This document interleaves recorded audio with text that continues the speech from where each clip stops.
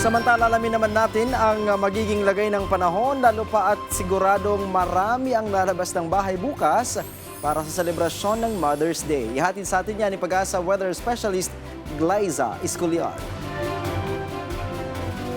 Magandang gabi sa iyo, Ryan, at para sa lagay ng ating panahon, mananatili ang mainit na panahon bukas dito sa Metro Manila at nalalabing bahagi ng ating bansa. Bahagyang maulap ang kalangitan at ang mga panandaliang ulan, lalo na po sa hapon o gabi, ang pwede nating maranasan.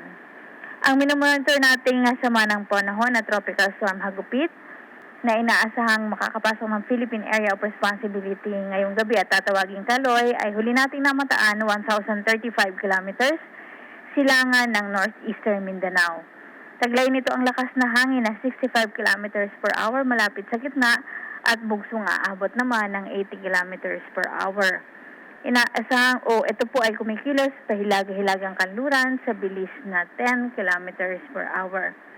Ngayong araw, ang pinakamataas na heat index na na-compute po ay dito po sa area po ng Nueva Ecija. Ito po ay umabot ng 45 degrees Celsius. Bukas naman po ay inaasahang ang magiging heat index po sa Metro Manila ay nasa pagitan ng 41 to 42 degrees Celsius. Yan ang latest mula dito sa Weather Forecasting Center ng Pag-asa. Ito si Glyza Esculiar, nag-uulat. Maraming salamat, Pag-asa Weather Specialist Glyza Esculiar.